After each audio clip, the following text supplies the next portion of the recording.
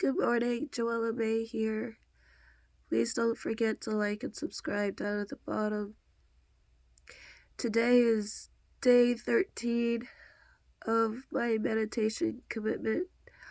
I'll put the link down below of the meditation that I used last night and this morning. I was trying to switch up the meditation in between last night and this morning, but I hit an explanation instead, so I added that. I'll be adding that to the description box down below. Let me see if I can open my eyes so I can put you in the stand.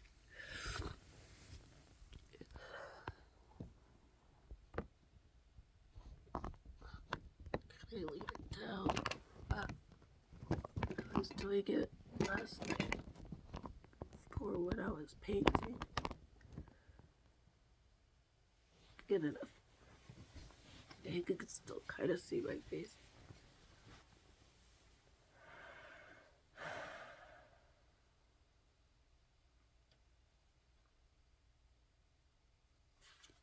Remember, I do these for me, not just for you. I share them with you, so hopefully my experiences help you.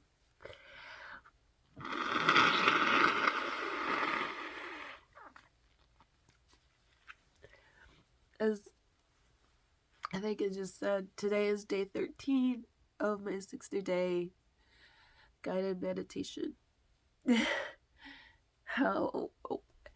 I did the braids when I listened to the other one that I thought was going to be a short meditation, and then it wasn't. So if you've been following me, then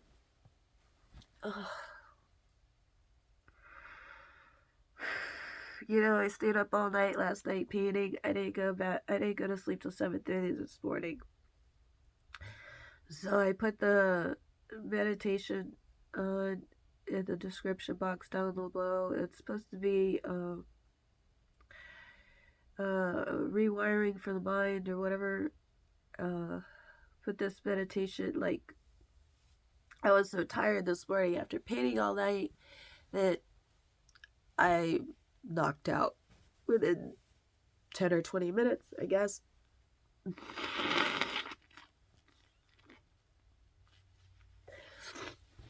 I stayed sitting up as long as I could until I laid back. And when I was lying back, all these thoughts about my husband kept coming in. And I kept saying to myself, why am I thinking about him? I've been doing really good all day. I painted all day. And it wasn't making any sense to me because I was super, super, super, super tired. So,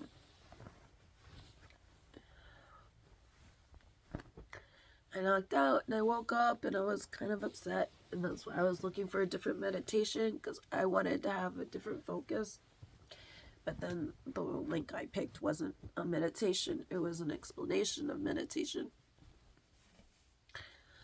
And, it relaxed me enough to okay. So I went into the meditation I did last night today. So I could, and then I realized why I started thinking about my husband when I was doing this meditation, because it kept talking about the heart. The heart, the heart. And every time it would say heart, I would just start bawling out. Connecting my heart was super painful for me today. And then, yeah,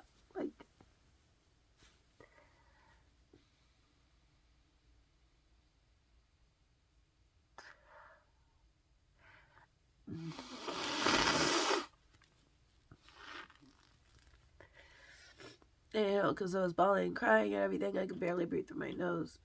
That didn't happen. I was breathing through my mouth through almost the whole meditation, which made it harder for me to relax. I tried as much as I could to stay into the meditation, but a couple times I opened my eyes, close my eyes, I get back into it.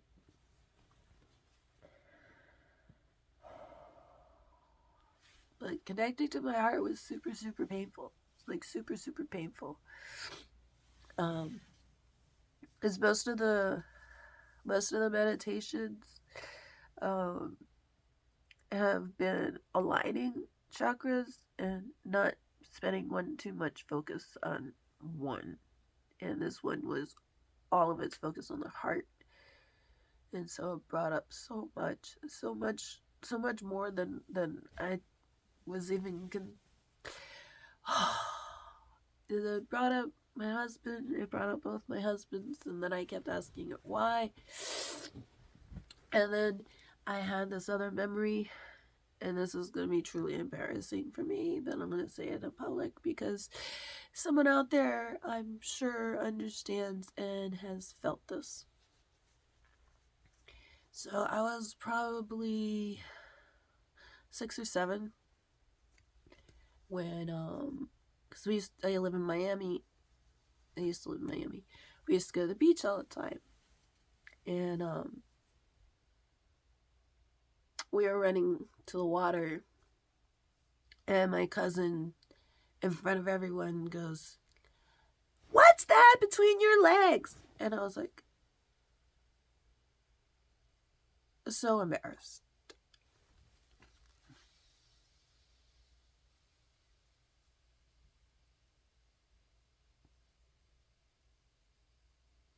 I was mortally devastated. So,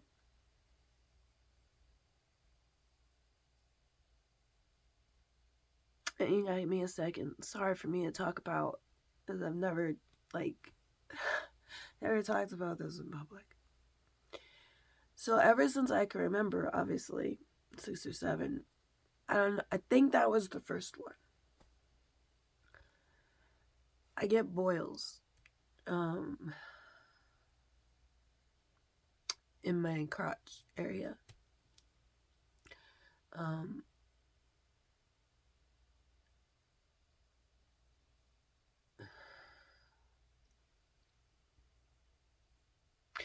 couple times my mom took me to the doctor. They gave me these antibiotics. They're like these huge horse pills. Oh, they just are horrible.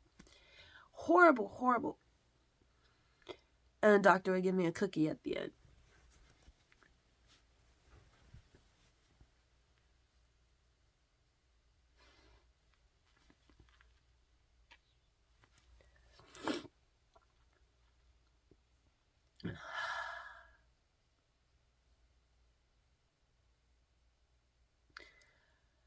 The antibiotics never helped.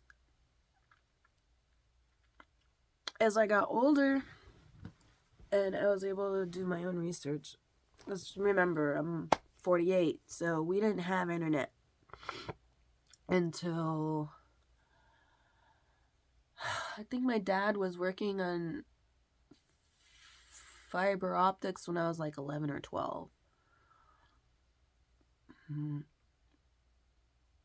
It's hard to remember because he was in and out of my life. I'm the first of 5 siblings and 4 moms.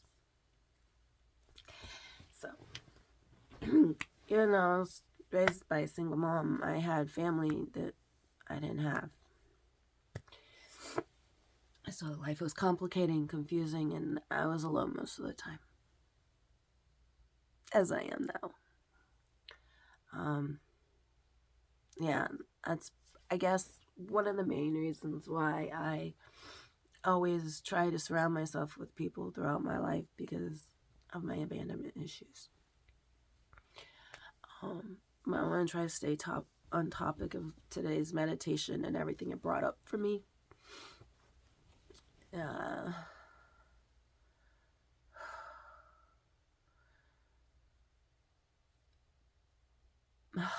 I mean, so puffy, but it is what it is. I mean, I've been crying for over 2 hours. Thankfully, I took some headache medicine when I was braiding my hair because I felt a little dull pain still in my head. Who knows? Otherwise, I might be puking right now because I'm old, didn't eat much. A little dehydrated. I never made tea yesterday. I did drink some water, but not a lot. I never did finish my milk or my apple juice. Okay, I'm just ranting. Back to meditation topic. So I kept talking about the heart. in the heart center and getting connected with your heart. And every time you would say get connected with your heart, I would just start crying. I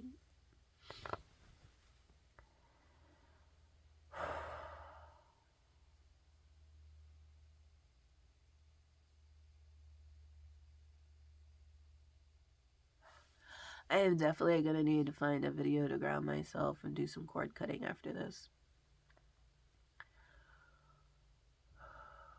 Light a candle and figure out which color to use. Red and white keep coming to mind, so.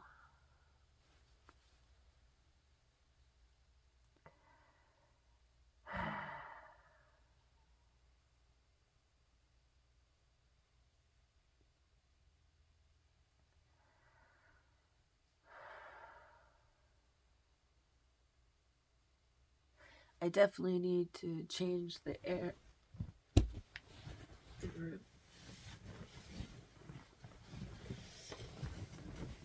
So I'm gonna I don't want to be a crying mess throughout this video. I need to finish processing. Another thing that I noticed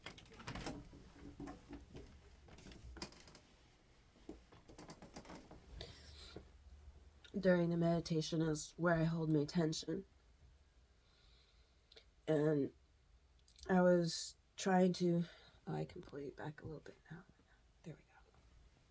And I was trying to be aware of where I was holding pain in my body. My biggest problem right now, right here, before I started painting last night, is started to seize up.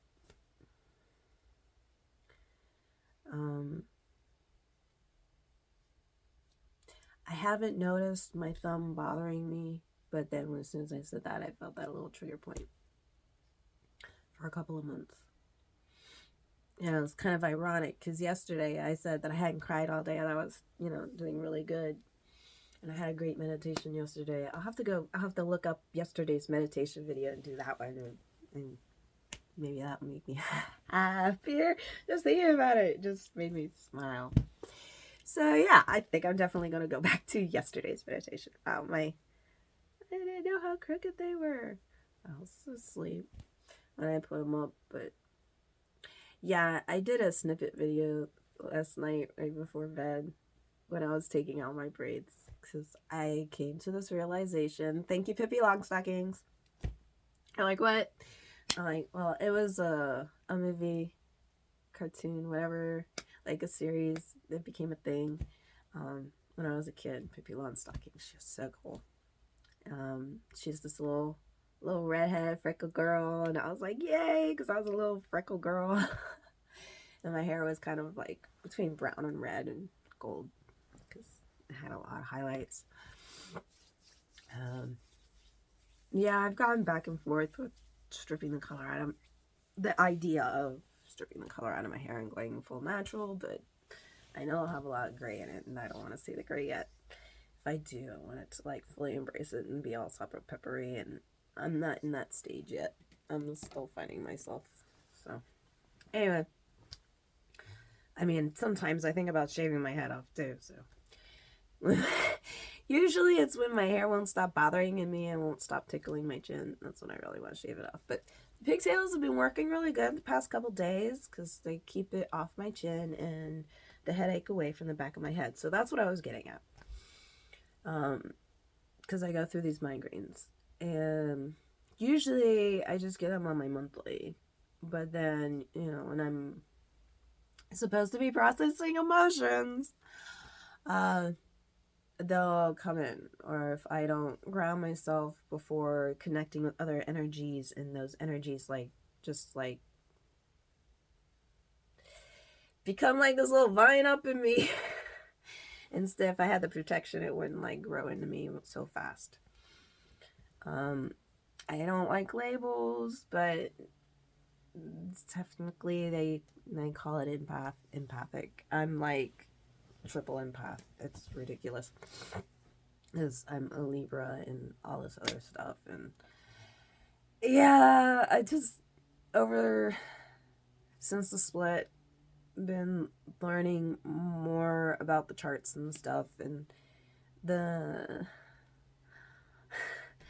the scientific approach to it, and how the numbers, I still don't understand how the numbers work, but I know that the numbers mean things, because when I read the things about the things, and I'm just like, oh, okay, that makes sense. Like, seeing certain signs in my chart, like, makes sense of why I relate certain ways, and why I am a certain way. And because my birthday holds a significance to me. It was my great grandmother's birthday. It was the day after my grandfather's birthday.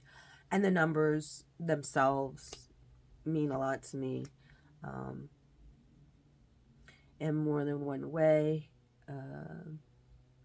especially when they come up in random spots. But okay, let's try to stay on meditation topic. The number thing did come up during my meditation, but it was in a different context. I'm going to try to step away from the context I was using to see if I can get back to that later. So, yeah. Growing up with boils is very emotional for me. It was very debilitating, because I couldn't sit in my chair. Could not sit in my chair properly in class. I would always have to have my feet up or something in some way. Try to sit Indian style, or, well, you can't see me right now. I don't want to cover up the camera. I'm just trying to show you how my legs are crossed. See? Kind of crossed over themselves. I almost always do that, because it helps keep air in between. So with the research that I'd done through puberty and everything, it made more sense. I get the ingrown hairs, and then the pores clog up and stuff like that, and the abscess and stuff. But they're directly stress related. So, how much stress can a 6-year-old have to get something like, it was big. It was embarrassingly big. And like, that was the first one I ever got. So, and it left a scar. When I became sexually active, and my partners would see that, they would look at it and think it was a cigar burn, so I would leave it at that. I mean, it felt just as painful. Over the years, it kind of faded down, but it's still there. It always has been. So that also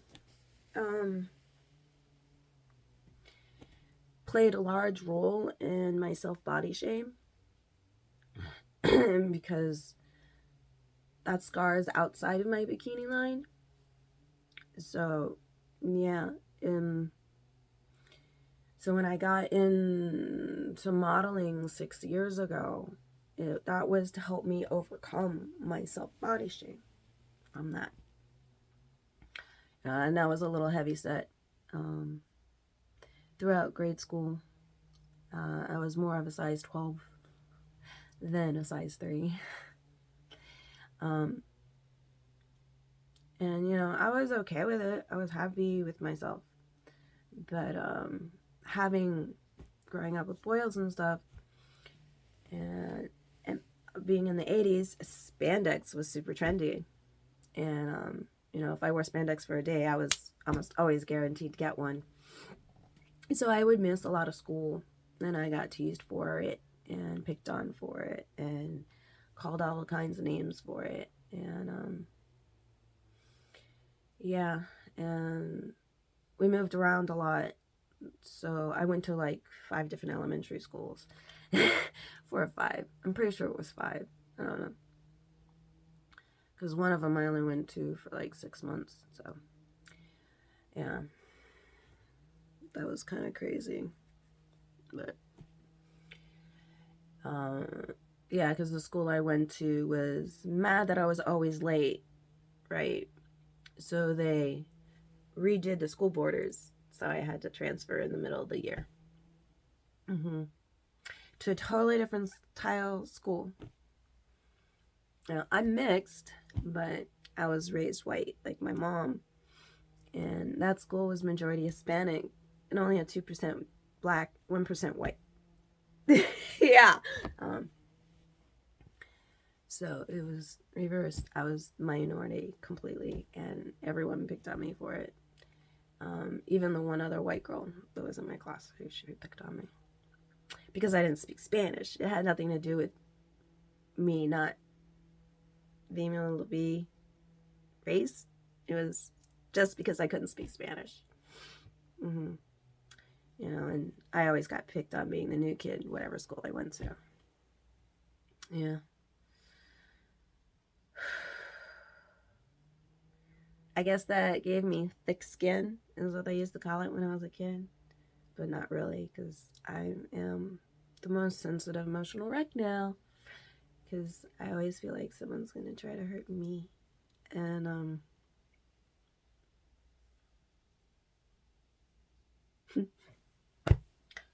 can't hold it in today. Still haven't done anything grounding.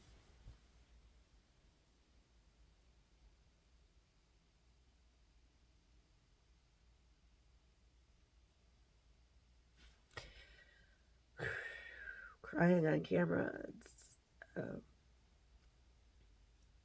not what I expected to do today.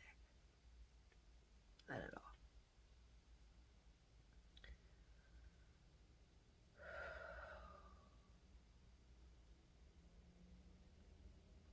Not at all.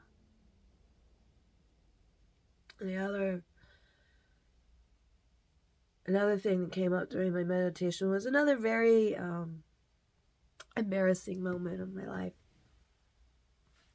Or I should say,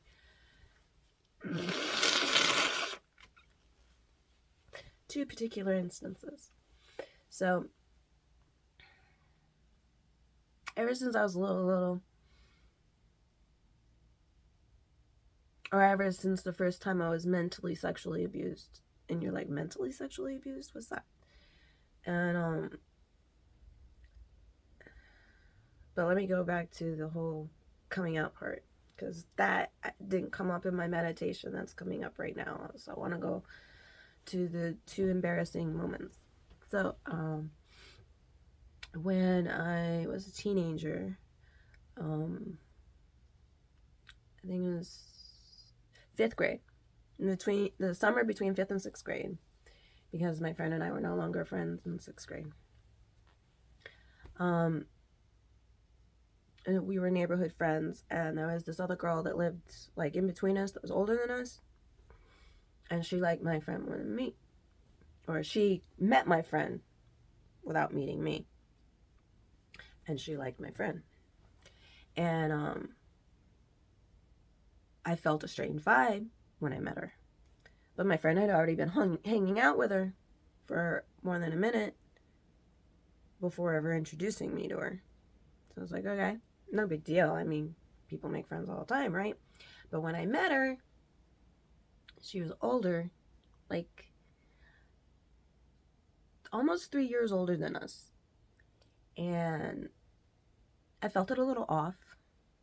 And then she was giving me some strange vibes. Like at first she was super friendly, we did the whole thing. Oh, let me show you my stuff in my closet, da da da, let's try on clothes, we'll play dress up. Okay, cool. And then she was giving my friend a bunch of clothes. She didn't give me anything. And I was like, okay, no big deal. She just met me. I didn't think anything.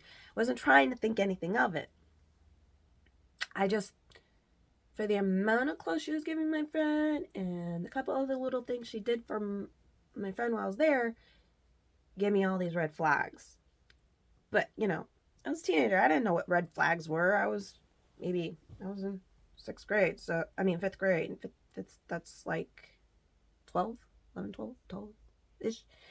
And I knew things because of my abusive past about sex and sexual attractions and things. And so I guess that's why I was getting red flags, because I felt like she was doing things that my friend didn't understand and I didn't know. And so I tried to talk to my friend about it. And then the next thing I know, that girl called me and threatened to beat me up and told me to never talk to my friend again. or she'd beat me up. She told me to stay away from her. And I was freaked out. And I got super depressed, and I didn't really talk to anybody about it, because, like, what do you say? Oh, this girl threatened to beat me up because I was friends with, you know. And then, I want to say almost a year went by.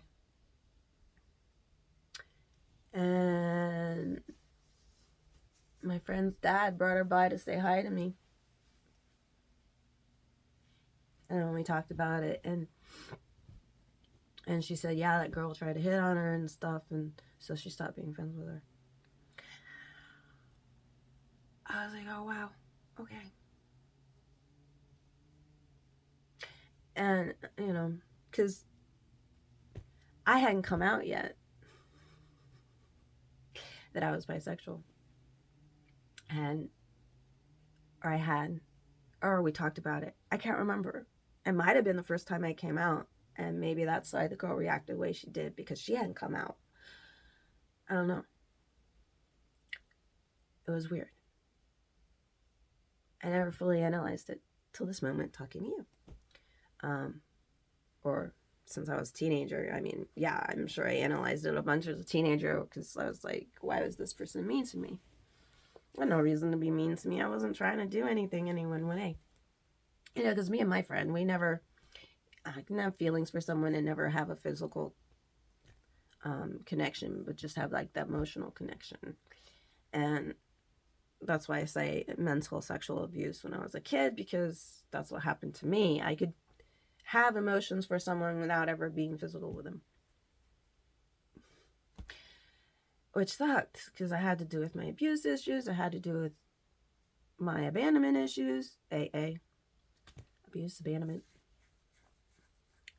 Abuse, abandonment takes you to addictions. Whatever those addictions are, emotional, mental, physical, whatever, chemical, natural. Oh, strange. So my second embarrassing moment was when I was 15.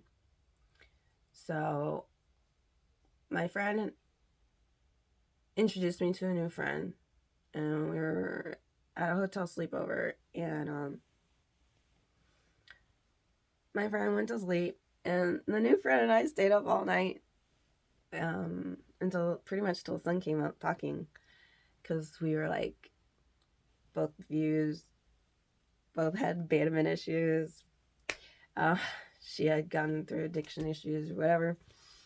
And I was like, you know, like all interested about that, because I never got to talk to anyone about those parts of me before, like ever. Like, I mean, I mentioned it to my friend before, but she had never been through what I went through, so I didn't really know how to talk to her about it, except for that one instant with that girl, but that was later, so it was different. And yeah, we had a great time talking, and I was super happy. But then, since she was the new kid on the block or whatever, you know, we made friends first. And when she started getting to know the other kids in the neighborhood and stuff, she started acting different towards me. And I couldn't figure it out right away. It was because I told her I was bisexual, and I had come out, and I was open about it, and I was free about it. Yeah. And she started spreading rumors about me, and so then she got more of my friends to pick on me, and she started calling and threatening to beat me up. So this was the second girl, and in like a couple years, related to the same friend situation, same circle of friends, you know, because we all live in the same neighborhood, threatened to beat me up because of my sexual identity. So yeah, after that, I was still proud of my sexual identity, but I was terrified to ever talk to anybody if I liked them. If I ever liked the girl.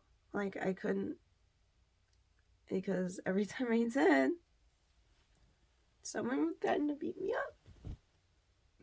So that part of me kind of shut down a lot.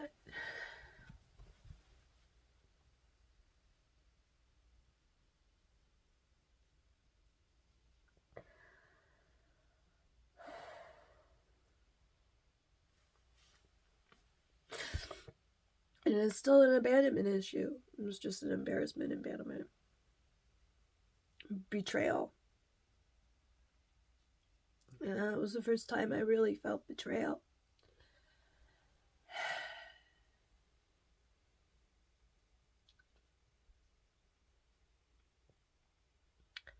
And that's when patterns started. Because after that person hurt my feelings so much, then later on in life, that person wanted to be my friend.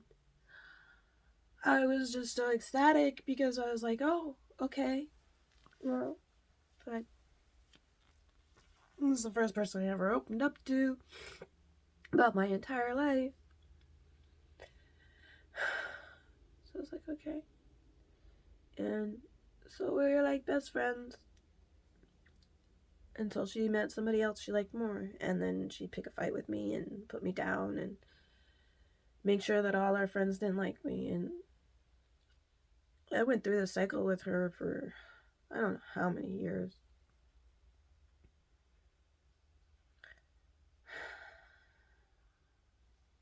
I mean, I'd known her since I was 15. It wasn't until my husband that I was finally able to stand ground and cut ties with her. She didn't like that at all.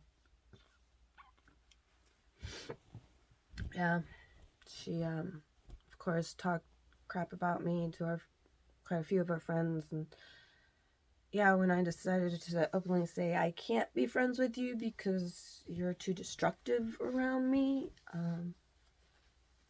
yeah, she blocked me and got a few of her friends to block me. Even after so many years, we're talking like 15 to 40, 35 years of, yeah, going back and forth with that. And that was, I don't know if that was the very first time. Probably not if I look back. But that was like the first time I came out with my own sexual identity to someone that I thought understood and then continued to condemn me for it for 35 years.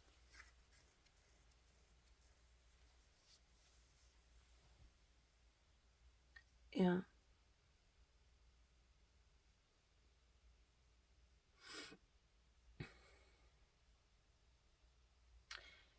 And I bring it up because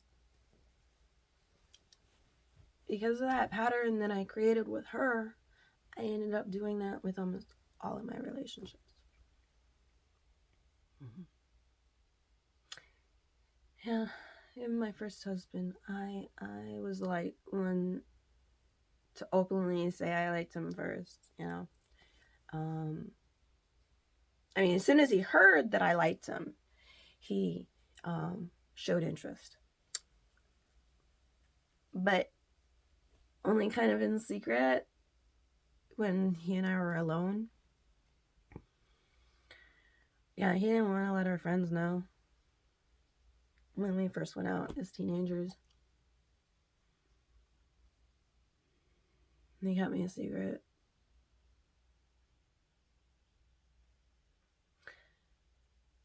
And that happened when I was 16. And he ended up not being the first one to keep me a secret. So I always wore the shield of shame my whole life because I never had anyone to come straight out and like be there for me. Like they all disappeared. Like anyone that I cared about, like either they went to jail or this or that or whatever. Joined the army. They all moved away, anyone that I cared about. So I tried to move away. I went to Dallas and I met like some amazing people. I still have one of my best friends. Call them my Coon Clan because she was originally from Louisiana. It's like my second home. I love it there. It just, just remember I said I'm mixed. So when I went there, I got to learn a lot of history about my Spanish side from Spain. It was pretty neat, yeah, because she's Puerto Rican. So when we met, we were like, this. It was the coolest thing. Oh my God, that experience was so amazing. Yeah, let me just talk about a happy thought for a second so we can stop crying. Because if you're gauging my emotions, yeah. So, crazy situation. My life was a crazy situation. I kept putting my life on a constant roller coaster. And so we'll just leave that story for another day. We need to stay on topic. Meditation, Dr. Deuce, Dispenza, just the name just popped straight back in my head. So we're going back to that.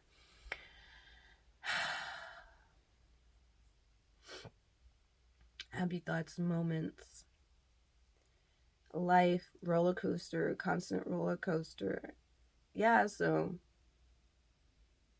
because of these patterns that were set when I was little, through the first time I was abandoned, I was probably 1 or 2 because my parents got divorced when I was 3. So, I was always feeling left behind no matter what, shuffled back and forth.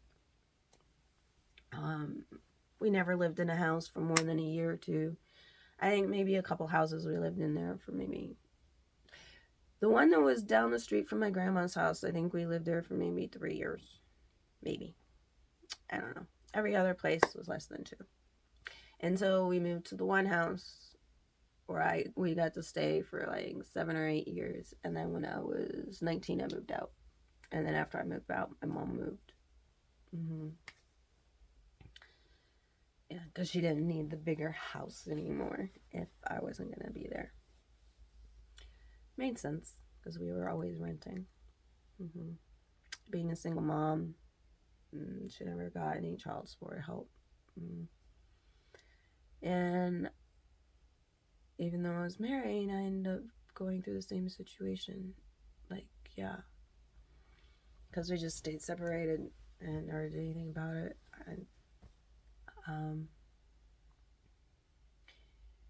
I have a hard time with paperwork and going to government buildings.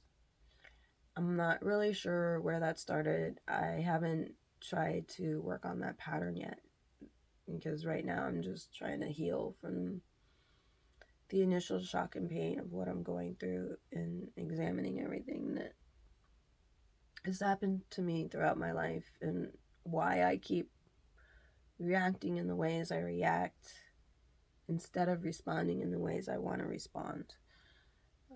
I don't want to live in survival mode anymore. That's why I'm being a recluse. That's why I'm doing the 60-day meditation to feel these feelings and go through the pain that I'm going through today. And I'm most likely going to use this meditation again tonight and tomorrow because my heart's still hurting so much and I'm still going through so much pain. So I need to process that. I can't run away from that. I've done that too many times. And that's why I'm sharing this video with you today, because healing process, healing work is hard. It's very hard to go through all these emotions, to understand them, to look at them, to recognize them, to honor them, to flow through them, to be able to let them go. To be able to talk about them and write about them and express them. So hopefully by me speaking out, someone else hears my story and can relate to it and not feel so alone and abandoned the way I did and the way I continued to make myself feel. Like that was the only feeling I was allowed to have. One of the main reasons why it's so hard for me to let go of my second husband, besides we haven't done any paperwork yet or anything, we've just been separated and it doesn't make any sense to me. Why it doesn't make any sense to me is because he was the first person to pursue me. Yeah.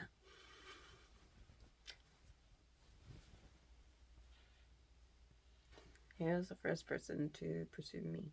And I pushed him away, I pushed him away because he was younger than me. I was like, this is not supposed to happen. We're not supposed to be like this. Da da da da da da. And yeah, that went on for almost a year. We were just texting, and he was going through a lot, yeah, and stuff. So I was just trying to give him friendly advice, but he would flirt with me. I was giving him advice at the same time. So, and I was going through my separation, or my separation had just started, so it was nice to have someone boost my ego. Yeah, because that's how I used to put it. I was like, thanks for boosting my ego or something. But yeah, I wish, don't wish anything, because everything, the way it played out was, so I could feel what I feel. Back then my best friend was still alive, and he was living with me for a good number, 2 or 4 years or something. I don't remember. Before we had to move, and then I lived out of my car for a while. I was living out of my car. Technically, I guess you could say like 10 months, but it was more like 4 or 5. Because a friend of mine let me put stuff in their loft. But then his ex-girlfriend stole everything anyway, so yeah. I went through a series of that. Like as soon as like my life of stability and everything was broken. Everything was broken. I was getting, nothing was going right. I just kept trying to enjoy the little bits in between. Like I said, roller coaster ride, major ups, major downs, major ups, major downs. But at that my time in my life, I was more involved with my friend's health and helping him. Is I was just trying to focus on helping him instead of looking at what I needed. Because, yeah, he was dying, and I was like, well, he's dying. I'm not dying, so why look at myself? And that went on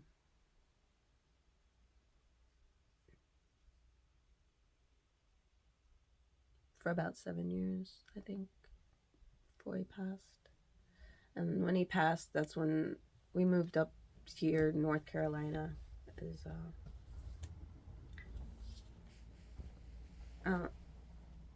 I didn't initially plan on bringing my husband with me, my boyfriend at the time, because we were like in the middle of not being together. But then when my best friend passed, he wanted to come up with me to have a change and get away from the life he knew, which was understandable. But I had a lot of hesitance about it. I was having a lot of anxiety. My ancestors, my guides were telling me not to. They're like, you're just starting your life with your dad and your sister. But that nagging part inside of me of wanting to be wanted, not wanting to feel abandoned, I wanted him to come with me. So I said, okay. And yeah. And that started that roller coaster ride.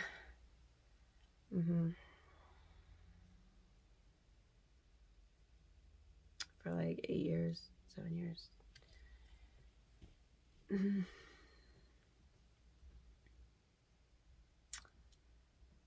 Yeah. And we went back and forth quite a few times. You would think I would have learned, but there was a lot of death in between. There's 3 major deaths in our relationship, people we lost. And it took such an emotional toll on me that I completely lost me. I spread myself too thin. I was trying to do too much. I didn't know who I was anymore. I didn't know what I felt anymore. Because I was just trying to help everybody. I was like, shh. And then, I thought we were going to move to Pennsylvania together and all this. And then when New Year's, he's like, don't want to be with you anymore. Go back home.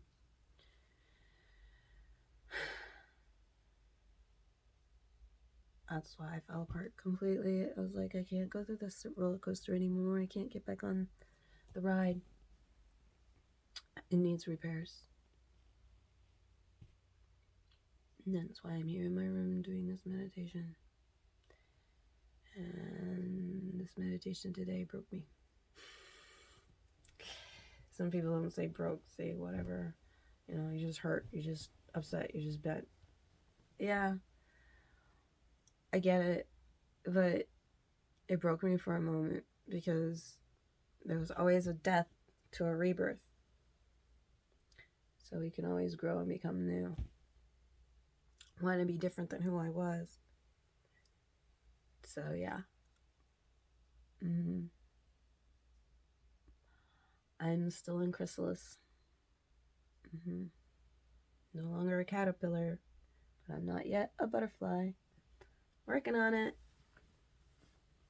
And I can't wait till I can see my wings.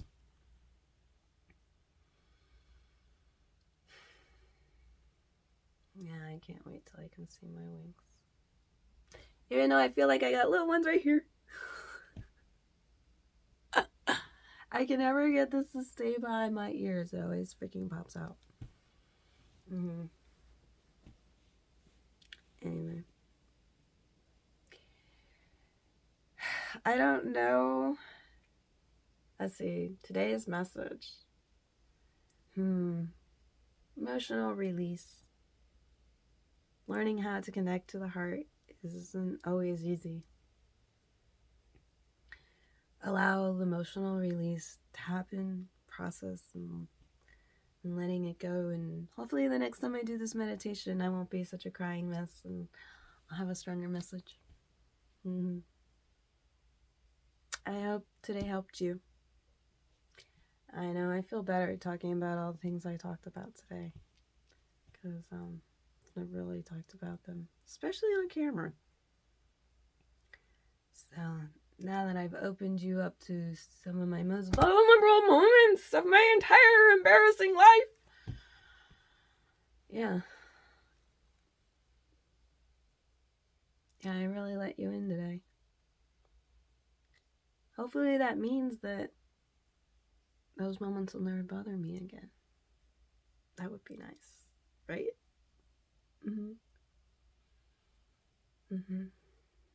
That would be nice.